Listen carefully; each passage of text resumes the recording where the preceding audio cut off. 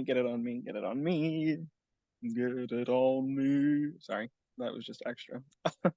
Hello, everyone, and welcome back to the From the Farmyard podcast. And today we are going to be talking about building an affordable garden. We're going to be covering everything from garden beds lightly. We have done a video on that before. We'll link that in the description below or up in the top, wherever. And getting soil cheaper and covering a wider range of things. Exactly. Wide range of things. Exactly. So this spring, if you're looking into getting a garden, this video might be just for you because building a garden, first of all, it is a process. But obviously, building a garden affordably, that catches a person's eye. So like we want to build a garden, okay? Understand this. Start of this whole video. We want to build a garden, okay? You want to start growing your own food. Whatever your reasoning is, maybe it is providing food for yourself because obviously self-sufficiency is key, especially in the times that we're in, or maybe you want to grow to sell, to provide for other people. Whatever your reasoning is for building a garden, you still have to have a garden. So first time, whenever you're building your garden, understand that it is an investment. But I mean, over time, think of the money that you're saving, whereas you used to be buying from the store, money that you're saving, getting all that food from your backyard or your front yard, wherever you're putting your garden. Or think of it this way, you're saving money. Also, if you're selling that and making all that money back each year. So the money that you're putting into it, you will be rewarded in the end from the harvest that you will reap, and you will benefit from that. Some people, that's a reason to not go big, but to invest more in the beginning because they know that you're going to be getting that back eventually. It just does take time, but it's also really rewarding. So do weigh that, but this video is not just going out and getting everything. Do a big garden affordably. Yep. And this is just a little intro to, if you want to do this lifestyle, start off small, like how we're going to be talking, and doing it affordably. And then if you really want to do something 3 or 4 years later, you know what you need to do. You have the knowledge to where you're not messing something up. Exactly. If you're a beginner in this gardening journey in general, I suggest starting small and just seeing if, is this something I want to do? Is this actually going to benefit me? Is this actually going to make a profit if you're selling, once again? Basically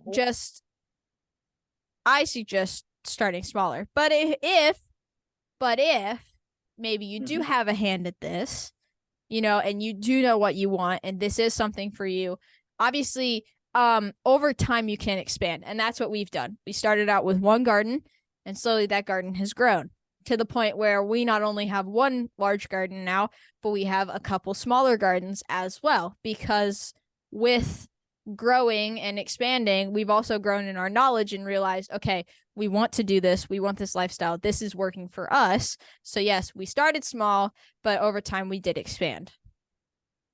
And maybe through that you can, I'm going to throw out an example here. Maybe you are the garden guy or the garden gal, and you have the space, you know how to garden, you know how to do these things. So you're going to be able to barter with somebody else. Like, let's say you just have the land to be able to do a good garden. You really don't have the area to do a garden and do a milk cow, but somebody else has a milk cow and not the space to do a garden.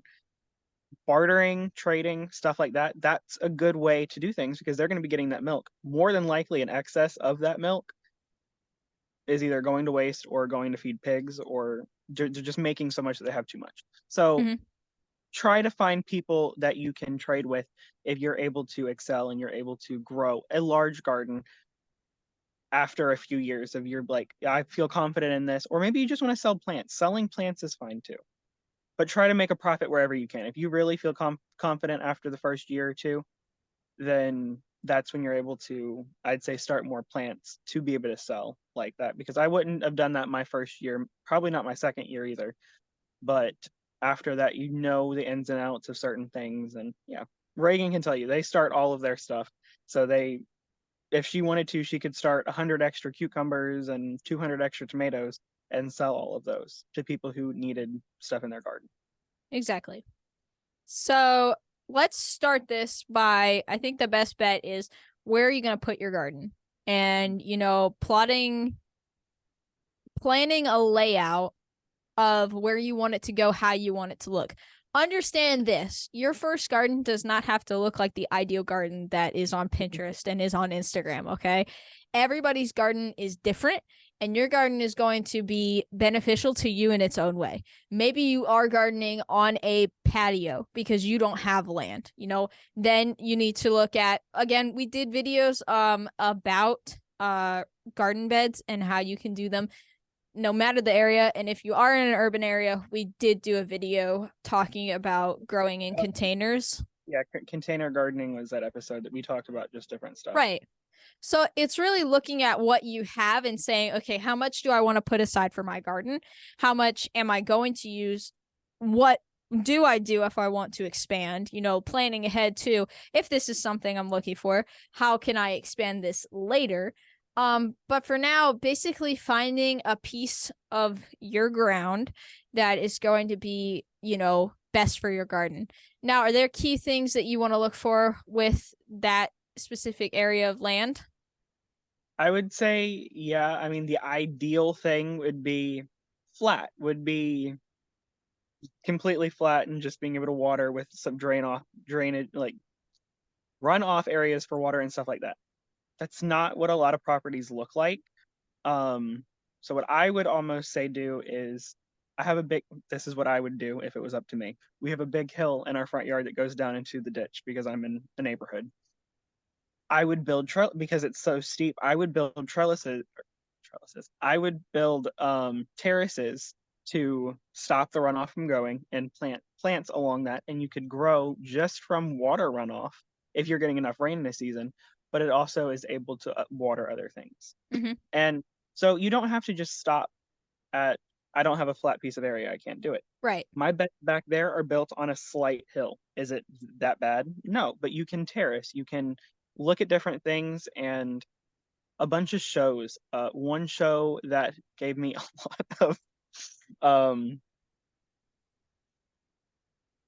inspiration from my garden is English today.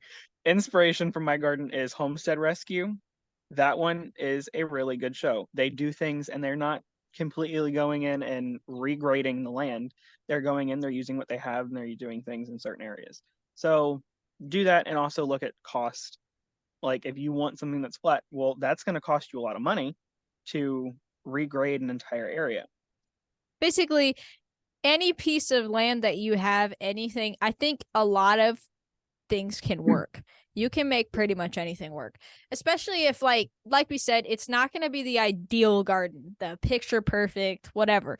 But a lot of people have done this. So understand that. Take advice from other gardeners, from other growers, homesteaders, farmers that have done this before, because I'm sure that there's somebody out there that did have the problem that you did, but they worked with what they had because they knew, okay, we want this and we want this to work. And so they wanted to go out and they really wanted to try to do it. So I think really don't let your like you said, don't let your plot of land, because it's not picture perfect, stop you from continuing to try and build that garden that you want. Yeah. A good example, I have a loose idea of when this is coming out. We have an interview talking with Sunshine Acres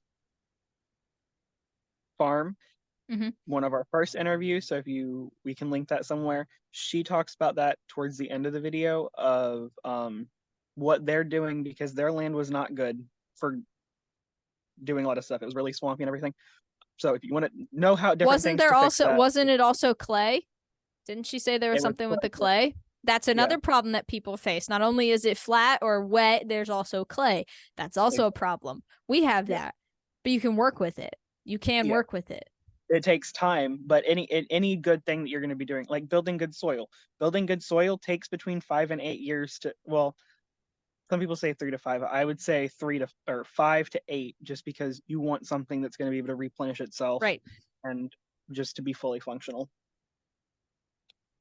So basically now, obviously whenever we're talking about plots of land, we want to make sure we have good sunlight, a decent amount of sun, also maybe some shade if you're planning on growing specific types of plants. But, majority sun, shade, making sure you have enough of both. Making sure that your ground you've got good soil. I mean, obviously, like we said, clay is a problem. Rocky ground is a problem. Sandy, whatever your soil is, like that can be tricky to deal with. But like I said, there's a lot of people out there who have dealt with that. I myself, I don't know a ton about soils, but I know there's probably some videos out there, guys, that you could check out that'll really, help you with your specific needs. Yeah. But obviously if you have a flat piece of land, if you have good soil, good sunlight, decent amount of shade in between, maybe you're in an area that gets a good amount of rain, having your area close to a spout so you can have a hose, taking these things all into consideration because, if you don't get water, a hose is very important because you got to be able to water, and you don't want to be hauling buckets, and even then hauling watering cans, it just gets to be a lot, and sometimes sprinklers are a lifesaver. Yeah. So I would, you really want to think ahead with this to yeah. be like, okay, how can I make this work the best? Yeah. And one little piece of advice, when things say full sun, because I know people get caught up on full sun and stuff like that, they're like, it has to have all sun all day long. There can't be a period of time that it's missing. Full sun just means 6+ hours. So you can go right at 6 hours. You can go a little bit less than 6 hours. Just know that it is going to not, I can't think of the word, not slow the growth, but it is going to, it might get a little bit smaller than other plants you have Right. in long periods of sun. Like my garden, I get morning sun, and then from about 10 to 11:30, it's behind a tree, and then after that, it's sun almost all day long after that. But it's a good little break. So I'll go out there, and I know that during that 10 to 11 spot, I can go out there and I can water if I need to. I can harvest vegetables if I need to, if I didn't do as much earlier in the morning. But Mm-hmm. knowing that and making a plan. Right. So um now that you have your plot of land, okay, I think we covered that pretty well. Making sure that it works for you, it's big enough, possibly you're able to expand, you've got decent soil, water runoff, whatever. Okay, maybe a hose can reach your garden as well. Now that you've got your plot of land, your next step, do you want to do garden beds? It would be garden We can do beds. garden bed. Okay, like we said, we do have a full video on garden beds, making affordable garden beds. So we're not going to go like into full detail on that. But there are a lot of options with this. Understand that. We can briefly run through like everything that we do. I know you do a lot more than I do. But basically making things affordable, again, it doesn't have to be picture perfect. It can be like me, I just collect scraps. Scraps of wood, scraps of metal, scraps brick, whatever, and we build garden beds, and that's what works for us.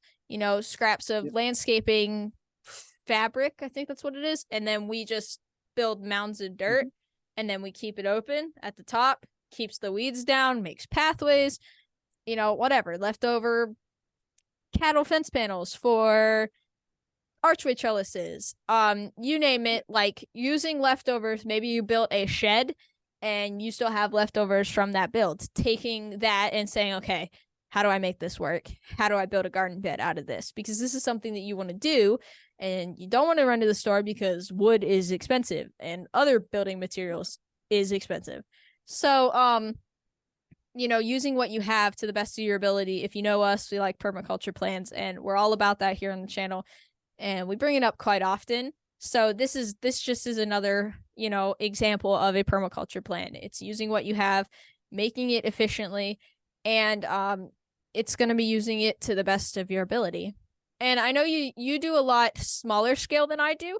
But with that, obviously we've talked about container gardening before, but you have some cool ways to get I like your buckets. I Can you talk to them about your buckets that you get? Because I think that's rather One of the affordable and it's cool. yeah, yeah, we do a lot of my first garden was all bucket gardening, just because we didn't know what we wanted to do, where we needed to go, stuff like that. And we did take I want this kind of in the plan part, but we did take a year to really look at where we wanted our garden. Is it going to get enough light? Is it going to get, I mean, the hose could obviously reach, but like, is it going to get enough light? Is it going to be suitable for what we want to do? And then we put in raised beds. But with the bucket gardening, you can move the buckets around all the time to get different light needs and stuff like that. Um, but my first buckets, we were looking at 5 gallon buckets, and they're not, I mean, they're cheap, but when you're buying a lot, they they add up, obviously. Exactly. So we did, and I need to go get more actually, because I do need them. But there was something online that said that Chick-fil-A and a few other restaurants will give you their buckets after after they're done using them, which is really nice to be able to do for them, because they're just going to be throwing them away. So you can use those buckets as your gardening space, obviously, but using those, I mean, they're free buckets. And they're You just food have, grade, right? and they're food grade. So you need to ask them. They are going to smell like pickles. So if you have an objection with that, clean it out or get over it. They're free. But yeah, obviously you need to make sure there's drainage in the bottom of them. You just also need to call them beforehand and be like, hey, do you guys do this? Call around to a few different areas. Maybe like I live fairly close to like 3 or 4 different Chick-fil-A's, and we only did the one closest to us just because they said that they did it, and it worked. And they were just like, yeah. But we also do Firehouse subs. We've gone up there. They all of their proceeds from buckets or from whatever.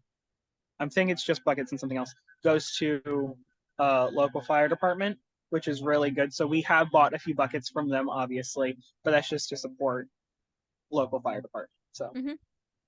And like we said, there is a full video about affordable garden beds. So not gonna go fully into that today. There's also a video on container gardening. So if you are growing in a small space, like Zach is, or if you're growing in a smaller space, it's literally a piece of concrete. That's all you've got. There's a lot of options. There really yeah. is. There really is.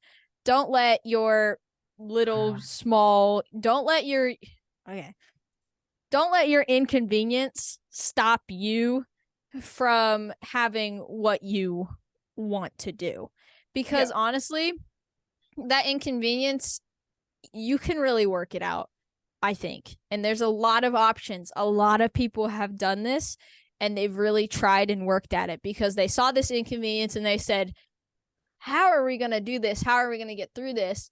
But they very much tried and they figured out a way. And now that information is out there for people like you who may be going through that same problem and you need that help. And that's why we're here, because we have inconveniences and we have, little mess ups that screw us up, but we still try to find the best way. And now we can share that knowledge with you and that information with you. That way you can figure it out and do it for yourself. Exactly. I mentioned in a previous video, which video I have no clue at this point, but it was, if you are living in a small area and you have like family member close by who has a little bit of land that they're not using. I've thought about this a lot. A lot of people who have land aren't using the land for something like you would want to do, like gardening or keeping animals. They just have it. And sometimes then it's vice versa, where people who want land are stuck with in like an urban area like me.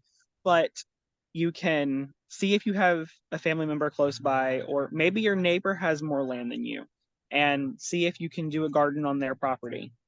Hmm. I mean, it's worth a shot. I mean, worst chance or worst case is they say no and you have to go with a plan B. But if they say yes, then you're with the gardening space. And sometimes they're like, oh, well, if you can, or if I get a certain amount of produce or whatever, they're more than welcome, or you're probably more than welcome to have a garden in that space. And a lot of people would, I mean, probably like it. I think a lot of people like watching a garden grow and evolve. And maybe you can get into, if you have family who has a little bit more land, maybe you could do a few chickens to start making your own compost. And that is another good way to garden and to save money with soil, which we'll get into in a minute. But composting your own stuff and creating Hmm. good garden soil. Exactly. Um, let's go into garden soil. Like I said, I'm not big on dirt. I know you're like the dirt boy. And I think I think you should cover that if you want to. Basically, Again, again, using what you have. Keep this in mind. This whole thing that we're talking about today is not keeping. You're keeping this in your mind, but we're using what we have. Remember that because that's the close key circle. to really making it affordable, this whole process. Garden soil, there are a lot of types of soil. I really don't know a lot with specifics or anything, but I know that some plants need more than other plants. I know tomatoes and corn really are heavy nitrogen feeders. So you might, and phosphorus, and I can't remember the other one. Yes. Getting into this, why you're saying this, obviously, if you already know what you're going to plant, understand that you may need a specific type of soil for your certain types of plants, or vice versa. It is planning ahead and being like, okay, maybe you did already look at your planner and be like, okay, this is what I want to grow. Then do the research on, well, what does this plant specifically need? What type of soil do I need? What type, like, how much water should it get? Blah, blah, blah, blah, blah. Obviously, there's certain soil depths. You may need a lot of soil. You may not need a lot of soil. Typically, some plants, some plants do need a lot. Like if you're growing corn potatoes. Let's take potatoes. Potatoes need dirt. Potatoes Yeah. need dirt. Whereas other things, I grew flowers 6 inches. That's Yeah. pretty If much all that. I had. If that, exactly. Like, you don't have to spend all your money on soil. You really just look at, like, okay, how much soil do these need? What types of soil do these need? And be like, okay, how do I work this into my budget already? Yeah. And a lot of things with like the nitrogen, I get a good mushroom compost and I can grow everything in it. That's, I mean, everything Exactly. does well in that because it's full of what it needs. It has like it's just so diverse. So I like doing that. And Also, that's if what you're we growing, do. We do a yeah, topsoil mushroom compost mix because mushroom compost on its own, it's hot. It's hot stuff. yeah, So you want to mix it with that topsoil. Also, it'll cool it down a little bit more. And mushroom compost is very beneficial to your plants, along with compost in general.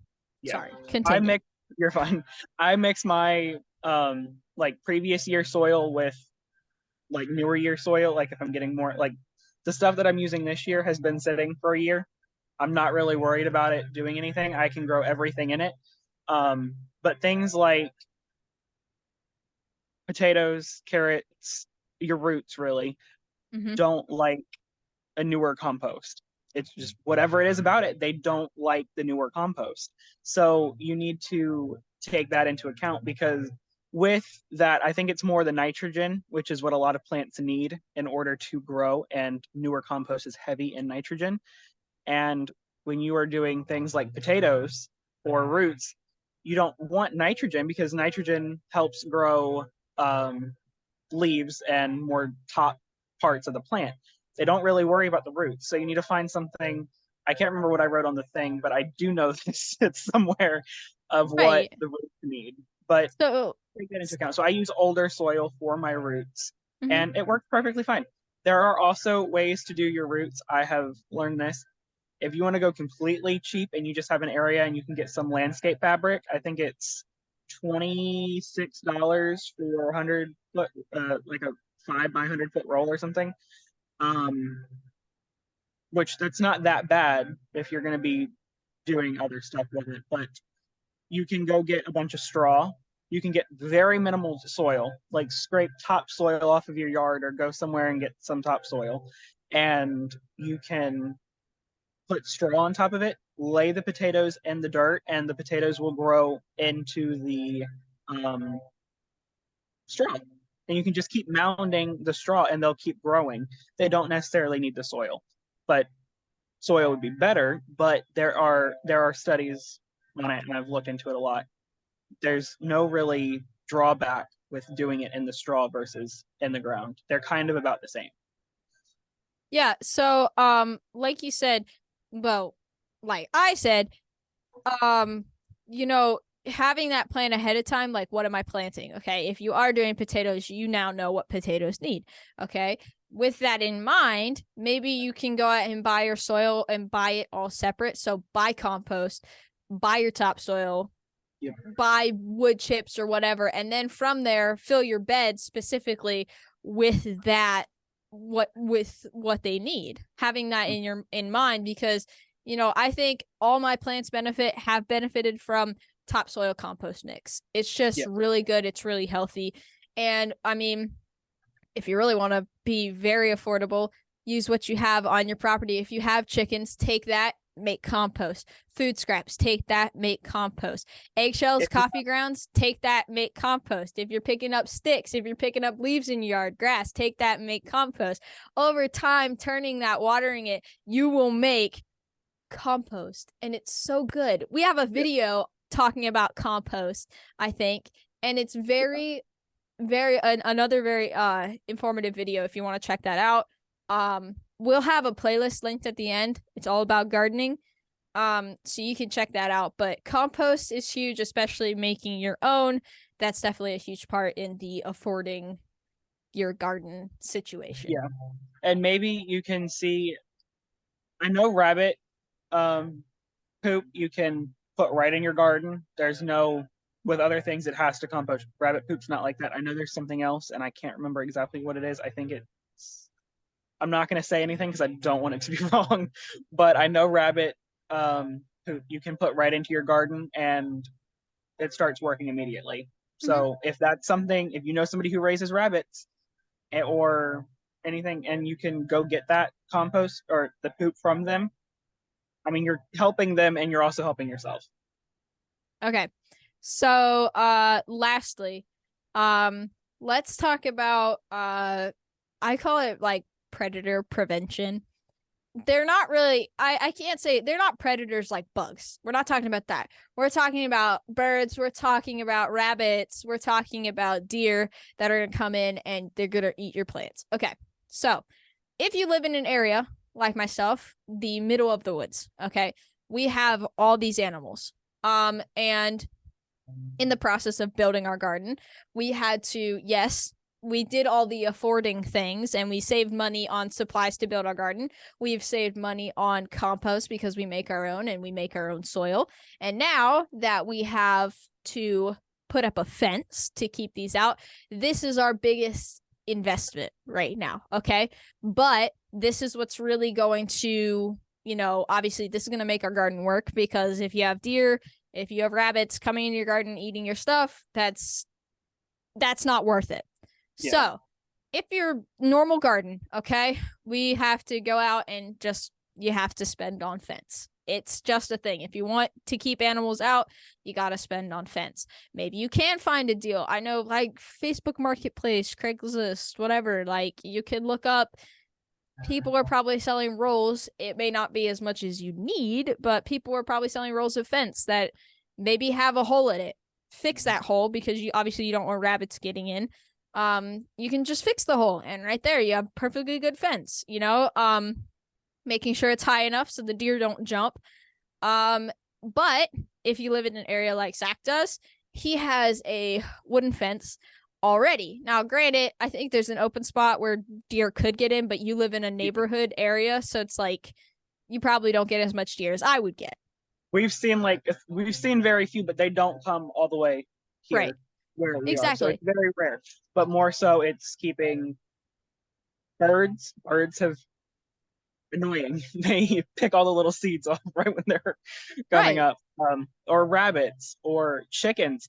My chickens are monsters. I really don't like it when they get out and they decimate an entire garden. Right. Digress though, but you have to be able to keep those out. So right there's a good example. So if you live in an area like I do, you have deer all over the place. You do not have that, availability to have that pre-built wooden fence. Okay, you do have to spend that extra expense to keep your chickens out, to keep your bunnies out, and the deer out. But if you live in an area like Zach, he's already got that done. He's got that made for him. He doesn't have to have that extra expense. Now, granted, they did have to buy the house, but that came with it. That's just great. Okay, so but he would have to buy fence to keep his chickens in. So like it's really looking at it being like, okay, how do I afford most of this? But put that into perspective. I do have to invest in something to make this work. And again, like you said, with birds, blueberries. Okay, if you have blueberries, blueberries are terrible. The birds just get in there. So we did have to build, we call it our blueberry mansion.